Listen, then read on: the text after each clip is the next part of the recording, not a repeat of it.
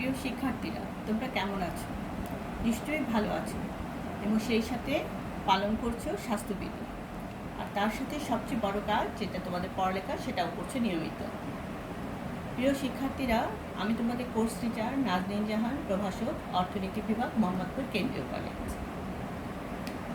আমি পূর্বে তোমাদের কৃষি ও গ্রামীণ অর্থনীতি কোর্সের অধ্যায় 7 সরকারি ভূমিকা চ্যাপ্টারের উপরে 2টা ক্লাস নিয়েছি। আজকে হচ্ছে এটা 3য় ক্লাস। প্রিয় শিক্ষার্থীরা, এর আগের দিন আমি মূল্য সহায়তা নীতি নিয়ে তোমাদের একটু আলোকপাত করেছি। আজকে আমি সেই মূল্য সহায়তা নীতি নিয়ে বিশদভাবে আলোচনা করব। আমরা কিন্তু আমাদের কোর্স অর্থাৎ কৃষি এবং গ্রামীণ অর্থনীতির কোর্সের প্রায় প্রতিটি চ্যাপ্টারই একদম সুষ্ঠুভাবে, সুন্দরভাবে এবং বিশদভাবে আলোচনা করেছি। আমরা কিন্তু কোর্সের একেবারেই শেষ পর্যায়ে। আশা করি তোমরা প্রতিটা চ্যাপ্টার দেখছো, শুনছো এবং বারবার ভিডিওগুলো দেখছো এবং প্রতিটি চ্যাপ্টারের বিষয়ে ভালোভাবে রপ্ত করছো বা চেষ্টা করছো। তো চলো আজকে আমরা শুরু করি আজকের ক্লাস সরকারি ভূমিকা চ্যাপ্টার। আমার অর্থনীতি বিভাগের 3য় বর্ষের শিক্ষার্থীরা, আবারও বলছি, আমাদের কোর্সের নাম কি? কৃষি ও গ্রামীণ অর্থনীতি। আমরা কোন চ্যাপ্টার নিয়ে আলোচনা করছি? অধ্যায় 10 সরকারের ভূমিকা নিয়ে। এর পূর্বে আমি মূল্য সহায়তা নীতি বলতে কি বুঝি এটা তোমাদের আলোকপাত করেছি। আজকে আমি এই মূল্য সহায়তা নীতির সম্পর্কে বিশদভাবে আলোচনা করব। প্রথমেই তাহলে মূল্য সহায়তা নীতিটাকে আমরা একটু আলোকপাত করে নিই যে মূল্য সহায়তা নীতি বা প্রাইস সাপোর্ট পলিসি বলতে আমরা কি বুঝি।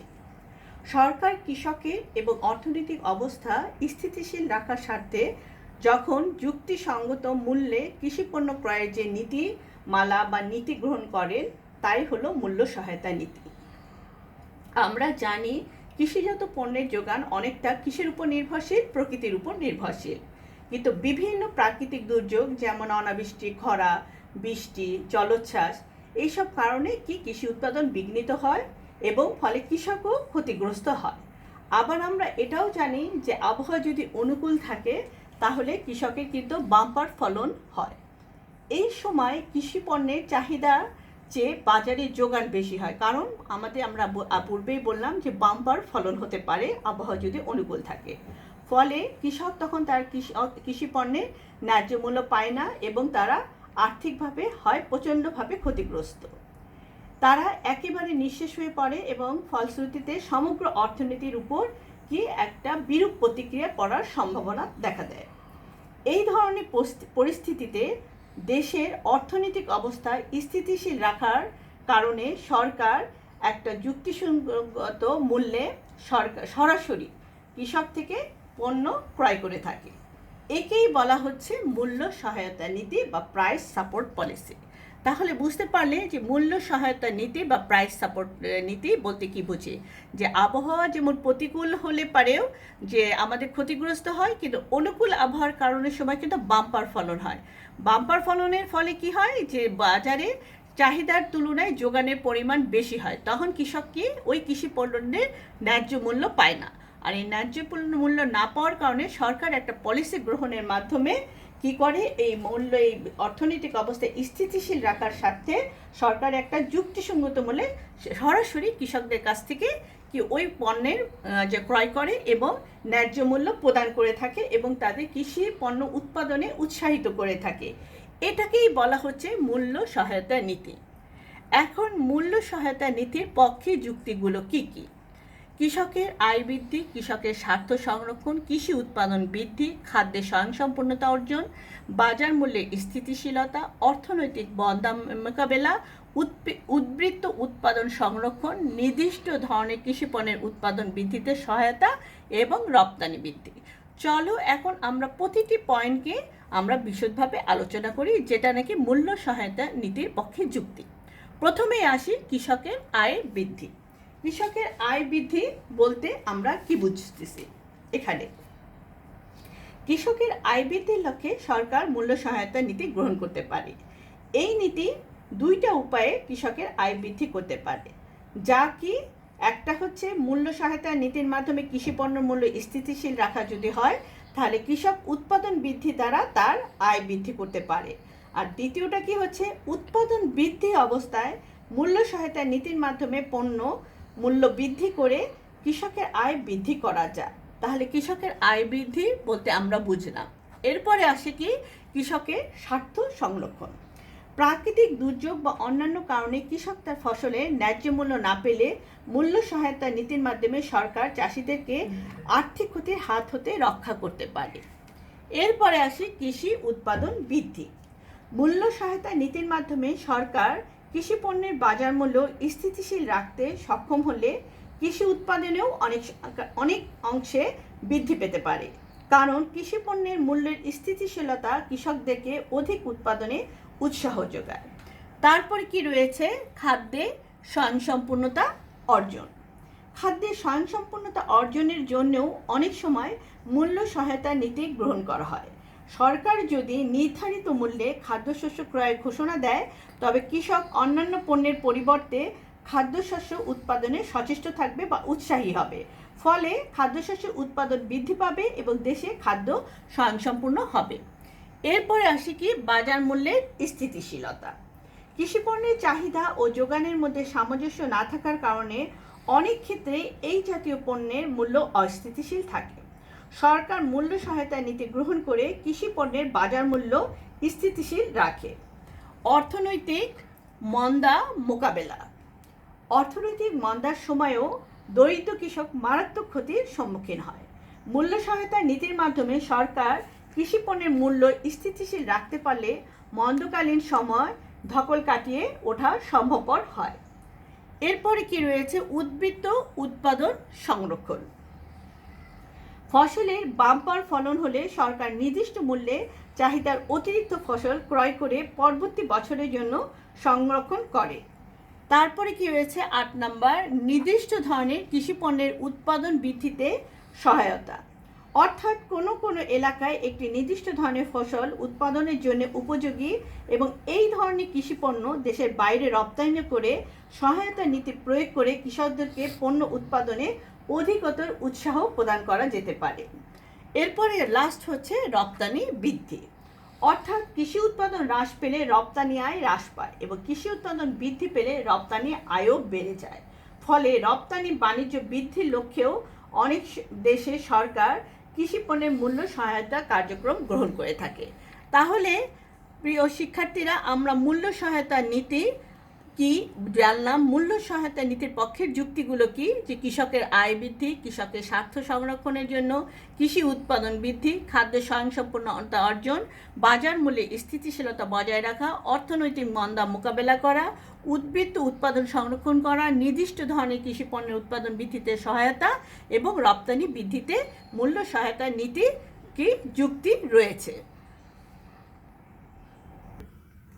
এরপরে আসি আমাদের 3 নম্বর, মূল্য সহায়তা নীতির বিপক্ষে যুক্তি। আমরা এতক্ষণ পক্ষে বললাম, এখন আমরা বিপক্ষে বলবো। বিপক্ষে যুক্তিগুলো কি, আয় বৈষম্য সৃষ্টি, অধিকতর ব্যয়বহুল, কাঁচামাল প্রবাহে বৈষম্য, ভোক্তার স্বার্থ ক্ষুণ্ণ, শিল্প খাতে উপেক্ষিত, বাজার উদ্বৃত্ত সৃষ্টি, দেশীয় কৃষি পণ্যের বাজার দখল, প্রান্তিক চাষির স্বার্থ ক্ষুণ্ণ। তাহলে agreements against price support, arguments against price support policy. Arguments মানে তোমাদের এগেইনস্ট প্রাইস সাপোর্টের বিপক্ষে যুক্তি, যে মূল্য সহায়তার বিপক্ষে যে যুক্তিগুলো, সেগুলো এখন আমরা বিশদভাবে আলোচনা করব। প্রথমেই আসি কি, আয় বৈষম্য সৃষ্টি। কোনো নির্দিষ্ট অঞ্চলে নির্দিষ্ট ফসলের জন্য কৃষককে মূল্য সহায়তা প্রদান করা হলে সেই অঞ্চলে কৃষকের আয় অন্যান্য অঞ্চলের তুলনায় অনেক বেশি হবে। ফলে কৃষকদের মধ্যে আয় বৈষম্যের সৃষ্টি হবে। এরপরে কি আসছে, অধিকতর ব্যয়বহুল। মূল্য সহায়তা নীতির মাধ্যমে ক্রয়কৃত পণ্যসমূহ সরকার অধিকাংশ ক্ষেত্রে বেশি মূল্য কিনে কম মূল্যে বিক্রয় করতে বাধ্য হয়। এতে কি হয়, সরকারের আর্থিক ক্ষতি হয়। 3 নম্বর কি, কাঁচামাল প্রবাহে বৈষম্য। নির্দিষ্ট ফসলের ক্ষেত্রে মূল্য সহায়তা নীতির প্রয়োগ হলে সেই সকল পণ্য উৎপাদনের দিকেই কাঁচামাল প্রভাবিত হয়, ফলে অন্যান্য ফসলের কাঁচামাল প্রাপ্তির অসুবিধারও সৃষ্টির সম্ভাবনা থাকে। তারপরে কি রয়েছে, যে ভোক্তার কি স্বার্থ ক্ষুণ্ণ। ভোক্তার স্বার্থ উন্নয়নতে বলতে আমরা কি বুঝছি যে কৃষি পণ্যের ক্ষেত্রে মূল্য সহায়তা নীতি প্রয়োগ হলে কৃষক সমাজ উপকৃত হলেও ভোক্তার স্বার্থ ক্ষুণ্ণ হয়, কারণ বেশি মূল্যে ভোক্তাগণ দ্রব্য ক্রয় করে থাকে। আর 5 নম্বর কি রয়েছে যে শিল্প খাতে উপেক্ষিত, অর্থাৎ উন্নয়নশীল দেশে সরকার কৃষিক্ষেত্রে ক্রমাগত মূল্য সহায়তা নীতি প্রয়োগ করলে আর্থিক সংগতি সীমিত হবে এবং শিল্প খাত উপেক্ষিত হতে বাধ্য। 6 নম্বর কি বাজার উদ্বৃত্ত সৃষ্টি, অর্থাৎ মূল্য সহায়তা পাওয়ায় কৃষক ওই পণ্য বেশি উৎপাদন করে, এতে বাজারে চাহিদার তুলনায় যোগান বৃদ্ধি পায়, অনেক সময় সরকারের পক্ষেও তা ক্রয় করা অসম্ভব হয়ে পড়ে। আর 7 নম্বর কি দেশীয় কৃষি পণ্যের বাজার দখল, ব্যবসায়ীরা বিদেশ থেকে সমজাতীয় পণ্য আমদানি করে অপেক্ষাকৃত কম মূল্যে বাজারে সরবরাহ করতে পারে, এতে বাজারে দেশীয় কৃষি পণ্যের বাজার বিদেশি পণ্য দ্বারা দখল হয়ে যাওয়ার সম্ভাবনা থাকে। আর শেষ কি প্রান্তিক চাষির স্বার্থ ক্ষুণ্ণ, প্রান্তিক চাষির উৎপাদন খুবই কম, সরকার মূল্য সহায়তা নীতির সুবিধা সেই অর্থে গ্রহণ করতে পারে না, অর্থাৎ এতে তার স্বার্থ ক্ষুণ্ণ হয়। তাহলে প্রিয় শিক্ষার্থীরা দেখো, আমরা মূল্য সহায়তা নীতির বিপক্ষেও মানে প্রাইস সাপোর্ট পলিসির আমরা বিপক্ষে যুক্তিগুলো সুন্দরভাবে আলোকপাত করলাম বা আমরা আলোচনা করতে সক্ষম হলাম। অর্থাৎ আর্গুমেন্টস এগেইনস্ট প্রাইস সাপোর্ট পলিসিগুলো কি, যে আয় বৈষম্য সৃষ্টি, অধিকতর ব্যয়বহুল, কাঁচামাল প্রবাহের বৈষম্য, ভোক্তার স্বার্থক্ষুণ্ণ, শিল্পখাত উপেক্ষিত, বাজার উদ্বৃত্ত সৃষ্টি, দেশীয় কৃষিপণ্যের বাজার দখল এবং প্রান্তিক চাষির স্বার্থক্ষুণ্ণ। তাহলে আমরা পক্ষে বিপক্ষে এবং মূল্য সহায়তা নীতি জানতে পারলাম। এরপরে আমরা আসব মূল্য সহায়তা কি সমর্থনযোগ্য বা is price support policy acceptable. কৃষি পণ্যের মূল্য এবং কৃষকের আয় স্থিতিশীল রেখে কৃষকদের উৎপাদন উৎসাহ প্রদানের লক্ষ্যে সরকার একটি পূর্বেই নির্ধারিত দামে বাজার থেকে কৃষিপণ্য ক্রয়ের যে নীতি গ্রহণ করে তাই হইল মূল্য সহায়তা নীতি। অর্থাৎ আমরা কিন্তু মূল্য সহায়তা নীতি বলতে আমরা কি বুঝি পূর্বেই আমরা জেনেছি। এই নীতির সুবিধা যেমন রয়েছে তেমন অসুবিধাও রয়েছে, যেমন সুবিধাগুলো আমরা জানলাম, অসুবিধাগুলো জানলাম, কিন্তু এটা কি আসলেও সুবিধাজনক না এটা আসলেও অসুবিধাজনক, চলো সেইটা নিয়ে আমরা আলোচনা করি। সুবিধার মধ্যে আমাদের কি রয়েছে, সুবিধার মধ্যে রয়েছে যে মূল্য সহায়তা নীতি গ্রহণ করলে কৃষকের আয় বৃদ্ধি পেতে পারে, দ্বিতীয়ত হচ্ছে কৃষকের উৎপাদন বৃদ্ধি পেতে পারে, আমরা তারপরে খাদ্য স্বয়ংসম্পূর্ণতা অর্জন করা যায়, রপ্তানি বৃদ্ধি করা যায়, অর্থনৈতিক মন্দা মোকাবেলা করা যায়। আর অসুবিধার মধ্যে কি রয়েছে যে ভোক্তার স্বার্থ ক্ষুণ্ণ হতে পারে, প্রান্তিক চাষির স্বার্থ ক্ষুণ্ণ হতে পারে, আয় বৈষম্য সৃষ্টি হতে পারে, দেশীয় কৃষি পণ্যের বাজার দখল করতে পারে। আমি আবারও বলছি যে মূল্য সহায়তা কি সমর্থনযোগ্য, এর যেমন সুবিধাও রয়েছে, আমরা পক্ষে বিপক্ষে আলোচনা করলাম, আবার এগুলোর সুবিধা অসুবিধাও রয়েছে। সুবিধার মধ্যে কি বললাম যে মূল্য সহায়তা নীতি গ্রহণ করলে যে কৃষকের আয় বৃদ্ধি পেতে পারে, উৎপাদন বৃদ্ধি পেতে পারে, খাদ্য স্বয়ংসম্পূর্ণতা অর্জন করা যায়, রপ্তানি বৃদ্ধি করা যেতে পারে এবং অর্থনৈতিক মোকাবেলা করা যেতে পারে। আর অসুবিধার মধ্যে কি হচ্ছে যে ভোক্তার স্বার্থ ক্ষুণ্ণ হতে পারে, সেই সাথে প্রান্তিক চাষিরও স্বার্থ ক্ষুণ্ণ হতে পারে, আয় বৈষম্য সৃষ্টি হতে পারে এবং দেশীয় কৃষি পণ্যের বাজার দখল হতে পারে। এই আলোচনার পরিপ্রেক্ষিতে আমরা বলতে পারি যে অর্থনৈতিক মন্দা কিংবা কতিপয় নির্দিষ্ট পণ্যের উৎপাদনে নির্দিষ্ট সময়ের জন্য মূল্য সহায়তা নীতি গ্রহণযোগ্য হলেও অনির্দিষ্টকালের জন্য এই নীতি সমর্থনযোগ্য নয়। আমি আবারও বলছি যে মন্দা কিংবা কতিপয় নির্দিষ্ট পণ্যের উৎপাদনে নির্দিষ্ট সময়ের জন্য এই নীতি গ্রহণযোগ্য হলেও অনির্দিষ্টকালের জন্য এই নীতি সমর্থনযোগ্য নয়। তাহলে মূল্য সহায়তা কি সমর্থনযোগ্য আমরা জানলাম। এরপরে আসি কৃষকদের জন্য মূল্য সহায়তা বা অথবা আয় সহায়তা কোনটা প্রযোজ্য, আমাদের মূল্য সহায়তাটাই দরকার নাকি আয় সহায়তা দরকার। প্রথমেই আমি বলবো মূল্য সহায়তা নীতি কোনটি প্রযোজ্য। যেসব অর্থনীতিবিদ কৃষকদের মূল্য সহায়তা প্রদানের বিপক্ষে মত প্রকাশ করেছেন তাদের মধ্যে প্রধান কয়েকজন হচ্ছে J H. Hall, Nobel Clark, L P. Gappard, F F. Hill, O B. Jensen, এরকম বিভিন্ন অর্থনীতিবিদ রয়েছেন যারা বিপক্ষে মত প্রকাশ করেছেন। তাদের মতে কৃষকের আয় স্থিতিশীল রাখার উদ্দেশ্যে মূল্য সহায়তা প্রদান না করে বরং তাদেরকে আয় সহায়তা বা আর্থিক সুবিধা প্রদান করা উচিত। মূল্য সহায়তা প্রদানের বিপক্ষে তাদের প্রধান যুক্তিগুলো কি কি? আমরা ওই যে বিপক্ষে যুক্তিগুলো কি বলেছি, যে আয় বৈষম্য সৃষ্টি, অধিকতর ব্যয়বহুল, কাঁচামাল প্রবাহে বৈষম্য, ভোক্তার স্বার্থ ক্ষুণ্ণ, শিল্প খাতে উপেক্ষিত, বাজার উদ্বৃত্ত সৃষ্টি, দেশীয় কৃষিপণ্যের বাজার দখল এবং প্রান্তিক চাষির স্বার্থ ক্ষুণ্ণ।